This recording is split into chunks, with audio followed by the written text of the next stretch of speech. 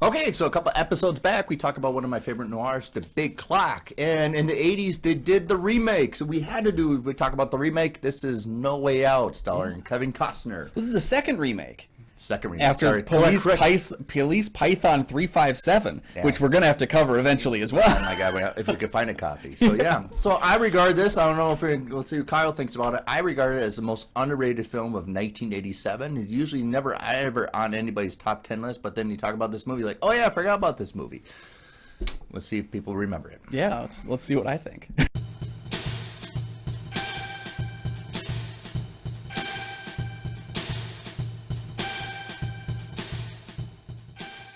Hey, welcome back to the show. I'm one of your hosts, Kyle Goethe from GoatFilmReviews.com. Hey, I'm Nick from the St. Paul Filmcast. Thanks for watching. Thanks for finding us. And for our loyal fans, thank you for continuing to support the show. You can follow the show on Twitter and on Instagram. Both Kyle and I are members of the Minnesota Film Critics Alliance. Check out that webpage for other critics' reviews. And today we're going to talk about another remake from the 80s. We did a lot of horror remakes, but this is not a horror movie. It's a remake of The Big Clock. It's No Way Out. Yeah, depends on who you ask about that horror thing. So Tom Farrell, a Navy officer, has a new job at the Pentagon and a new love in his life. But when tragedy strikes and a witch hunt sets its sights on Tom, he has to find the killer while pretending to hunt himself. Okay, I just want to begin before we delve deep into talk about the story. I want to talk about casting director. She's very famous. She gets her own Hollywood Walk of Fame. It's Arlene Starger. She did casting for this. She also did for First Wives Club, Shaft, Night in the Museum, School of Rock, and Elephant Man, or just a sample of it. She's a very accomplished casting director, very sought after. She also became vice president of casting and directing at Touchstone Pictures and Walt Disney. She doesn't have that job anymore, but she works on how to she has a school, she has a camp, and all those stuff. So if you saw it after, and if you get really good accolades and a reference from Arlene Stargard, you're going to do well. So yeah, and she's probably most famous for recognizing and discovering Kevin Costner's talents, which as we see here. All right, so this is Kyle's first time seeing No Way Out, and I was kind of just interested what you have to say to start the show. Okay, so this is a film of 3 acts right here. Okay. Act number 1, Kevin Costner gets to meet Sean Young. It's Tom and it's Susan. It's their love story, and for about 50 minutes of the movie. And I hated the way that Susan was written. I thought she was an annoying and awful character. I thought Sean Young did the best to bring everything out of her. Act 1 didn't work for me at all. I was about 45 minutes in, and I was like, oh my God, this thing is just dragging.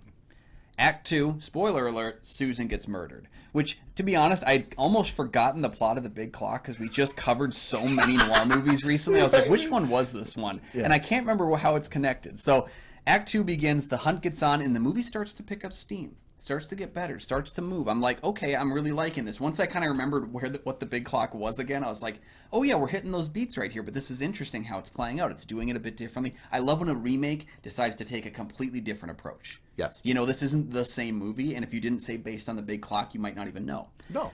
Act 2 I thought was really good for most of the movie. There was hits and misses, but it's really solid. Act 3, the last 5 minutes of the movie, tanked myself again. I hated the last 5 minutes of this movie. Because it gives a reveal. That twist reveal does nothing for me. It makes me realize that a character that I'm supposed to like for the whole movie is someone I hate, but it doesn't really add anything to the movie. It's more like a gotcha moment. You know, it's kind of like if the killer comes back and murders you in the last reel of the film after we thought she was going to make it. It's that kind of a thing where it's like, what does that do for me? I really didn't like the twist of this movie. So overall, Kyle does not like this movie. I was not big on the movie. I thought Act 2 saved a lot of what I was disappointed in. I was really thundering with it for Act 2. Because then you got Kevin Costner, you got Gene Hackman. I love Will Patton. I've talked about him on the show before. He's a great character actor. And then we also get George Zunza, who's not even in the main cast of the film. He is fantastic. I love him in everything I see him in. He's in TV shows. I love he has a great sticker on the back of his wheelchair that says, "Of course I'm drunk. Do I look like a student driver?" Yeah. Can't get away with that anymore. Yeah. Yeah. So I really like this movie. And I'll tell you why. Because it has the aesthetic that I don't think you like, which is interesting to me. It's one of those that even Roger Ebert says, it's, look at this hand while we're doing this.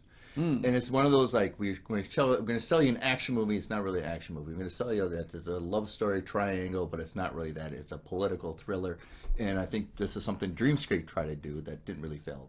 Dreamscape is a political thriller to try to sell that it was a horror movie. Yeah. And this movie is not an action movie, but it's a suspense movie. And I think, right, the second part, where the intensity action, where he's closed in and he's trying to hide that I had an affair with this woman, is probably his best at his best. But I do think overall, yes, Sean Young is off the wall. The thing is, I don't hate her performance in it. I just don't like the way her character's written. I don't think she's a likable female romantic interest for either Tom or David, and so I didn't really care that she died. And I like she's not a likable character in the way she's written, and so that bothered me, because it's like I'm supposed to be like. So from Kyle's point of view, from writing, the character's kind of flat and wooden. I like her performance, but the references, I do like. They reference The Omen of her going off the cliff. Yeah, it's almost very much how they shot it almost the same way. Of you put you're standing, but the background is the floor, and you just go action, and I go. Ah! But what sells me is to how they made it, because how they shot that slow on the glass table, which is why you don't have glass tables anymore. Probably this movie. I mean, I bang. But I like you keep the continuity of the chandelier moving, and that sells me that.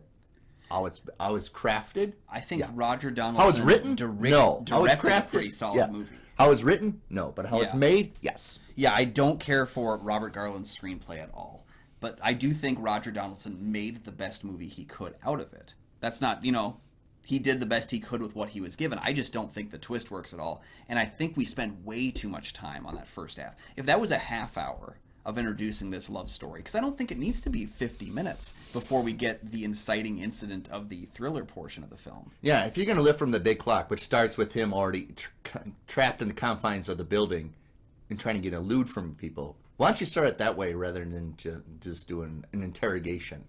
Yeah. Where we don't, it's very generic. The interrogation doesn't have anything to do with the film. There was a Richard Schickel, who is a reviewer, said this. I love what he said about the film. He goes, anyone who arrives 5 minutes late and leaves 5 minutes early is going to love this movie. And I kind of agree with that in some ways, where I think that added tact doesn't do anything. Because even my problems with the first act of the film, the second act made up that. Everything was made up what I didn't like about the first half, and I would have given the film a solid, positive recommendation at that point. But then it just kind of has this whole, like, why are we doing this twist ending? It doesn't add anything to the film. Our character has earned his freedom. And I think what we do in that ending is because it's trapped in the 80s, that you have to do some kind of Cold War reference, including, political thriller into this. Because what it is it's a political suspense thriller, and everything else is, look at this, but we're talking about this. But that's the thing about it, is I thought about this twist. This twist could work if it was Will Patton's character who was Yuri. Because as soon as he's given the opportunity to, like, try and protect Bryce, he conjures up this, we're looking for this Yuri guy, and that could have been his character motivation, was I'll get the trail off me and put it on someone else, anyone else. I'll take it. I would have liked that twist a lot more, because I feel like and then he gets failed, and then they figure out that it's him, and then he has to off himself, and then and we get that the failure of Will Patton's written character is the suicide at the end, is the moment where, again, if it didn't ruin the movie, that portion, but, like, I don't think his suicide again does anything for the narrative. Whereas if you had given one final solid piece of Tom Farrell chasing down one of his close friends, or so he thought, who's now, like, basically confluenced this whole thing, I think it would have worked on the film better. So, writer perspective, we have to agree. There's some things that need to be cleaned up. Oh, yeah. You'll have some alternate choices and write 5 minutes and stuff like that, but I think it's based on the timeline of 87, you had to put some kind of Cold War reference into it,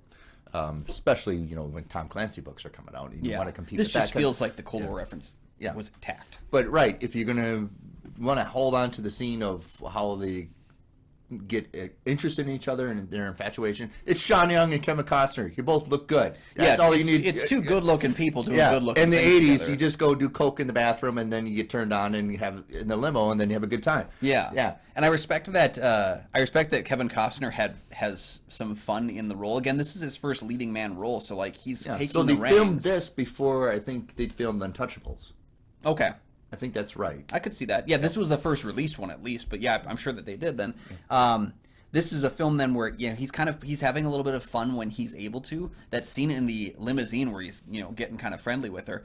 They getting kind of friendly with each other. And then he turns to the driver and he goes, "What's your name? You mind rolling up that window?" Like, that was ad-libbed by him. He's having fun in the role, which is, that's a very Kevin Costner-esque thing, is he's enjoying being on screen, and that kind of stuff. He's got a great charisma that just kind of keeps you with him. It's why he stayed doing movies for, what, 35 years now, you know? I still enjoy the movie. I just like, you know, we can problem with the writing and problem with the pacing, but the second act is killer. Oh, yeah. It's intense. It's one of the best short films I've ever seen. But they all, like, he plots, you know, evidence, cleans it up, which you use, like, in the big clock and everything. But the way in which technology adds to the narrative in that second half of the film is really cool. Just how, like, and it's all 80s technology. Pseudo-tech, but it's the way in which, like, we're taking those science fiction-y kind of elements. We believe a Pentagon could probably have these powers, and it's kind of pushing them forward, I think was really cool. You also get a great turn from Gene Hackman, because I like that Hackman is kind of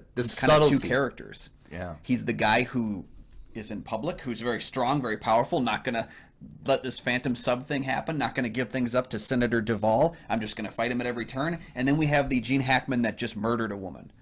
And he's a weak wimp, like, trying to, like, I need help. I need someone to take care of this for me. I really liked his dual turn in the film. And that's the biggest problem, is I love what the characters are doing with the material. I just wish the material was stronger. Yeah. I think what happens is this is everybody's top-notch performance. Everybody's putting it all in, yeah. I have to say even Kevin Costner's giving a good performance, but he's just pretty much running and standing still and sweating.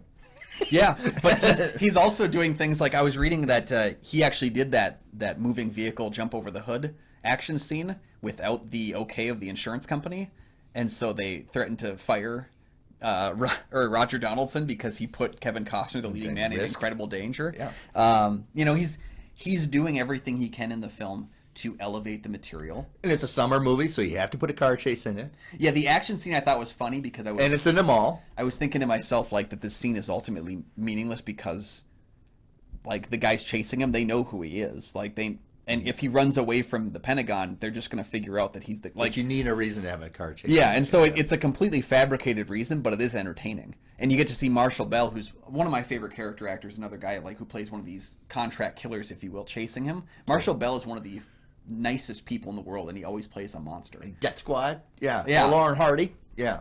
So I think dialogue functional. I think Gene Hackman is really diabolical. It makes sense. I mean, it only the few lines, right? We always talk about movie acting is driving a golf cart, theater acting is driving a bus, and he does drive a golf cart. Only, and it's just very slow. But when he has to get loud, it's domineering. What I really like about Gene Hackman is that this is not the only movie he does this. He plays two characters in every performance, pretty much. No, when you look at Poseidon Adventure, Lex Luthor, he's playing, pathetic, and We look at Poseidon Adventure, and he is our hero. He is our nice character, the one that we're following, that we believe in, and then but he's also a complete asshole to anyone who's not willing to survive. When you look at Lex Luthor, he's got that billionaire philanthropist style to him, but he also is so willing to, like, he's willing to do anything to get there, and he has on a switch, he'll turn to maniacal evil. He does it in every single film, except maybe Welcome to Mooseport, but every single film he's in.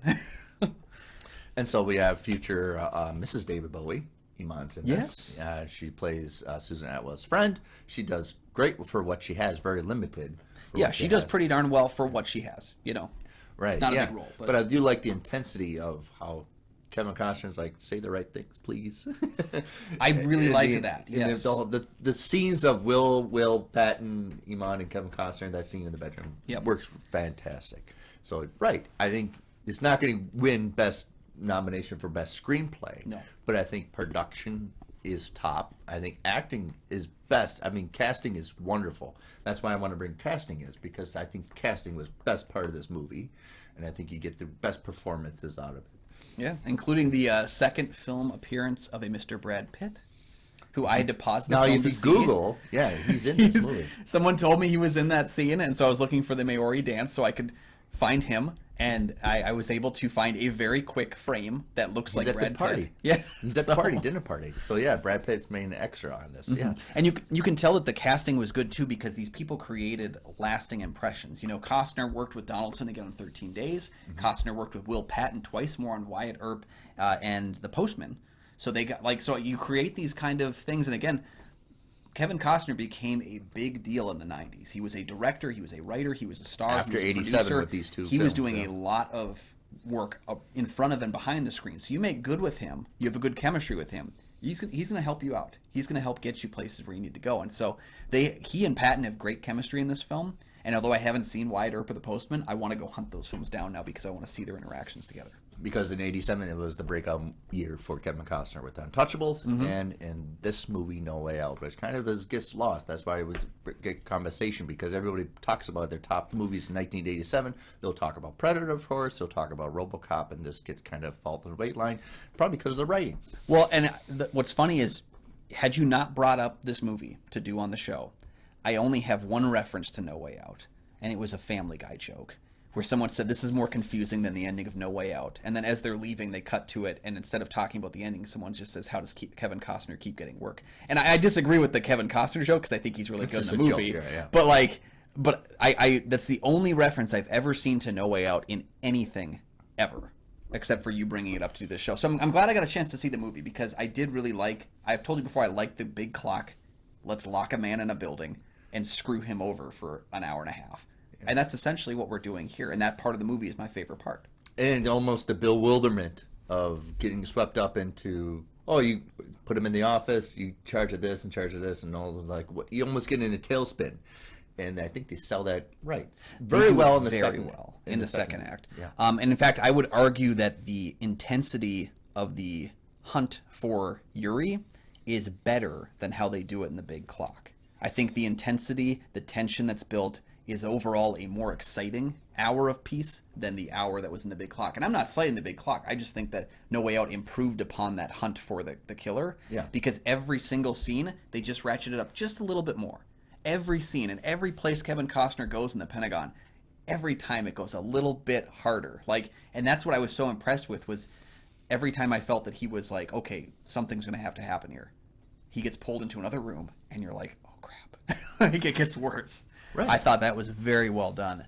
Right, but I like how every character gets involved. Yeah. Even the other Navy guy, and how Kevin Costner belittles him. Mm-hmm. But it's like, I'm just trying to do my job. So it's almost like your moments trying to do the anti-hero stuff, but everybody has their flaws to us. Nobody is a nice person in this. There's really no hero in this. There should be. He wants to be. If there was not that twist. Probably why I like it, because there is no clean-cut hero in this. But I think Kevin Tom Farrell is written to be, outside of those two twist moments, he's written to be a hero that we all want to. Right, there's a reason why he's wearing his white suit. Exactly. Yeah. And I like that his suit gets a little bit beaten up, a little bit bruised, he gets a little bit tattered, he looks sweaty as hell at the end of this movie. It's kind of like no one walks away unclean. Or everyone walks away unclean. And that's how his suit looks. And that's why I think the best part of it is that he has to do things like he has to break friendships. He has to trust people that he doesn't know if he can trust. He has to, maneuver situations. And that's the unlikable part about the film. I don't need the twist to make him seem strained, you know? I would, you know what? And I thought about it watching the second time. I would love to see Hitchcock have a crack at this. Because story for him is silly. He knows intensity, keep that beats in the second act. And he probably scratched away the silliness of it. Because this is that classic mistaken identity. Even though we don't know the identity of the mistaken identity, you know what I mean? Yeah. It's got an extra layer to Hitchcock's famous. 75% of Hitchcock's movie works was mistaken identity. This one could have fit in that. And I was like an authentic kind of like an Hitchcockian kind of thing to it. Mm-hmm. I think would clean it up, because I don't think what you have for a story you can probably work around it and keep. Because story is silly to Alfred Hitchcock, but he knows how to keep the pacing and intensity and just cut out the fat. What I was thinking was, I would love to see, because I was thinking about that exact same thing, is, there was one of these was Big Clock the 40s? Mm-hmm. And then there was the 70s with Police Python 357, which I really want to see. And then there was the 80s. Title, No Way really Out. I just want to know what the heck that means. Police, yeah. And then you have No Way Out in 87. So it's been a couple decades. This thing feels like it's right for, again, a complete reinvention. Don't go back to The Big Clock. Don't go back to No Way Out. But a complete reinvention. Who I would like to see take this, and that's David Fincher. Because I think David Fincher knows how to ratchet.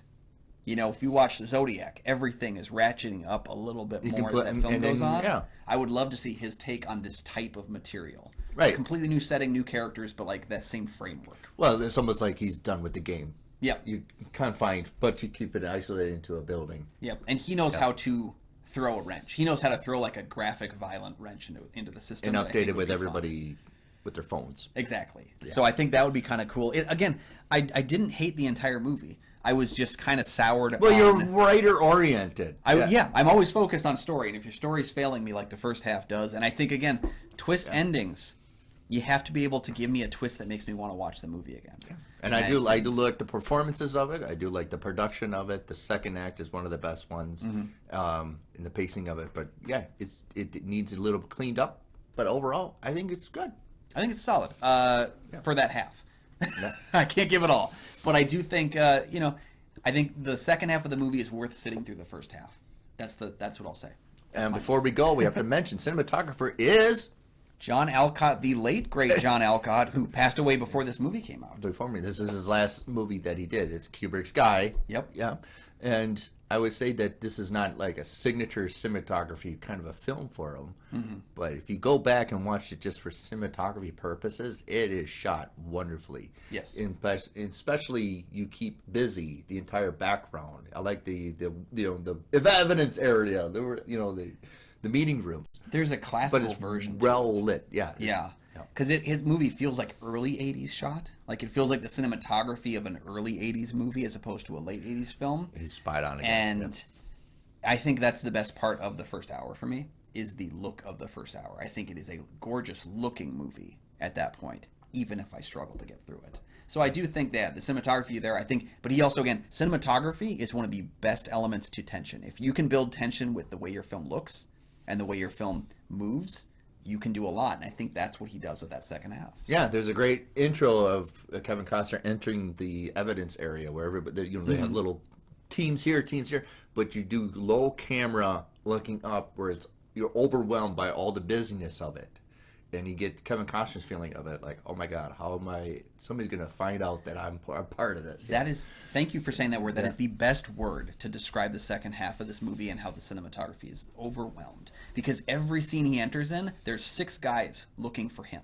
Yes. There's 6 guys on computers trying to find a shred of DNA, a shred of image, something to work with, a phone. And then he goes like, oh, the coffee spilled. Oh, yeah, clean that. Yeah, and it's again like, it's a little silly in that way, but I think that, again, Costner knows the tone of the film that he's doing at that point, so he really makes up for that. Like the and they amp up the sound silly, editing. Yeah, keep the sound busy. So it's almost like irritating, almost. Yeah. Yeah. I'll tell you what's irritating: spending the following 4 days singing "No Way Out." I like the song, but it's in my head now, and I haven't been able to break it. Yeah. So, have you seen one of the Miss Under the Radar from '87? Yeah. Give us your ranking of the Big Clock adaptations. And I would say tell us which one to do next, but we've already done 2/3 of it, so we're going to eventually have to do Police Python. I still like the Big Clock better because it's a noir. I think the Big Clock overall is a better movie. Yeah. But I do think that the second half of No Way Out bests the second half of the Big Clock, just for me personally. Yeah. But I would rather watch the Big Clock because I think overall it is a better all-around film. And David Fincher, are you available to do a remake? Yeah. The completely different one. Yeah. You can call it the social clock. But yeah, let us know your thoughts on the film down below. Should we cover another Kevin Costner film? I got a bunch that are still wrapped up in my basement that we might have to cover. So let us know down in the comments your thoughts on No Way Out. And hey, while you're down there, please like and subscribe the video. There are so many things that you can do to help support the channel on a completely free level: liking, commenting, subscribing, sharing videos when they come out. If you want to help support the channel on a free level, that's one of the best ways to do. Hey, if you got a little extra pocket change though, check out the Patreon down below. Patreon.com/KyleNickOnFilm. You can join our rotating group of people that pick the movies we talk about on the show. So if you're like, God, I'm sick and tired of them talking about Big Clock adaptations, then join that Patreon so you can tell us what to do next, okay? We're at the behest of you. And you can find all my film reviews over at goatfilmreviews.com. You can find my podcast, St. Paul Filmcast, anywhere you find podcasts. And we're out.